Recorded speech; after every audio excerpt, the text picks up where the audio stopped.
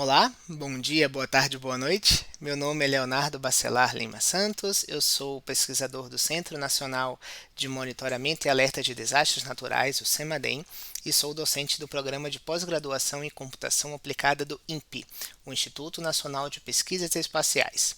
Este trabalho é fruto dos primeiros passos do doutorado da Kátia Cepetauskas e conta com a colaboração de duas pesquisadoras, minhas colegas do CEMADEM, Lívia e Luciana, e de um ex-aluno PIBIC nosso, o Davi.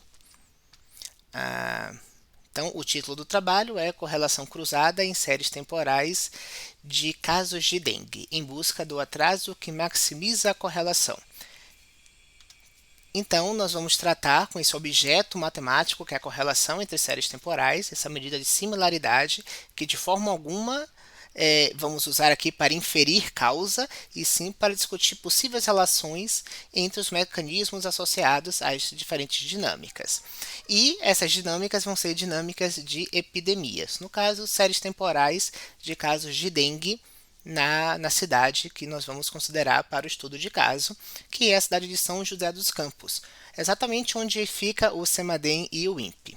Então a gente tem dados para diversos anos, fornecidos de forma muito gentil, bem estruturada, pelo Centro de Controle de Zoonoses da Prefeitura. E nós desenvolvemos aqui uma série de notebooks para analisar esses dados. Então, temos o cálculo das correlações, né, cruzadas entre as séries temporais para cada bairro da cidade. Temos análise de mapas e alguns gráficos como resultados. A gente permitiu que essa correlação fosse atrasada ou adiantada em até 11 semanas. Então, nosso dado aqui é um dado semanal. E para cada tipo de atraso, a gente pode ter um outro valor de correlação. Então, aqui nesse gráfico, para o k igual a zero, a gente tem a correlação síncrona, digamos assim, e quando a gente varia o k, a gente pode ter uma correlação muito maior para um determinado k. Nesse caso aqui, para o k igual a menos 2. Então, a gente quis analisar o que é que acontece, o que é que está por trás desses atrasos do ponto de vista descritivo.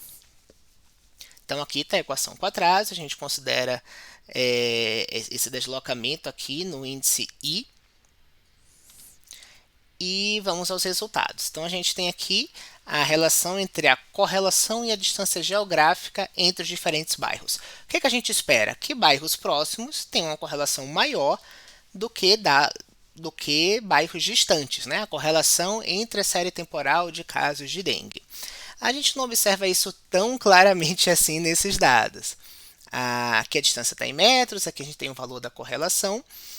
Os pontinhos aqui em forma de poeira são exatamente representam a correlação entre um par de pontos. Então, para cada par de pontos temos um par de bairros, temos um ponto com a sua distância e a sua correlação associadas.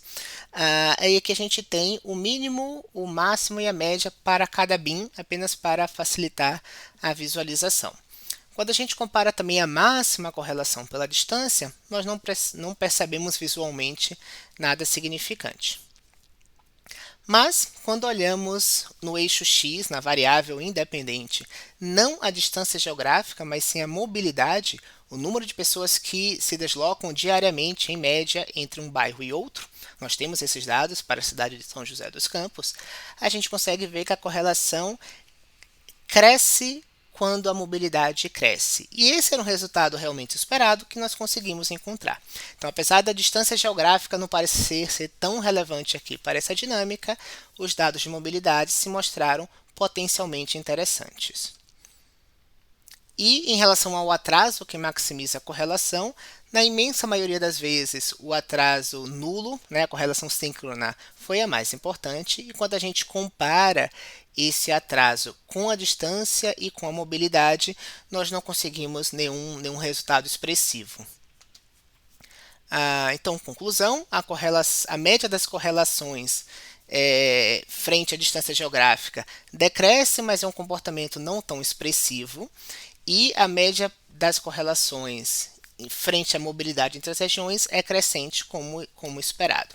O atraso nulo ainda foi o atraso mais frequente. A gente está falando de uma dinâmica entre bairros, numa escala bem próxima, né, bem refinada.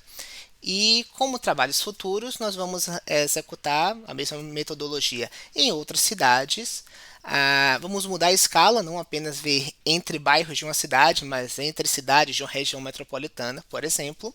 E nós vamos efetuar testes estatísticos para realmente confirmar, teste de hipótese para correlação, para regressão, para vermos o quão estatisticamente significantes são esses resultados, que por hora foram resultados apenas intuitivos. Então, registramos nossos agradecimentos às fontes de dados e ao CEMADEM e ao INPE pela estrutura para o trabalho. Muito obrigado. Quem tiver interesse é só entrar em contato conosco.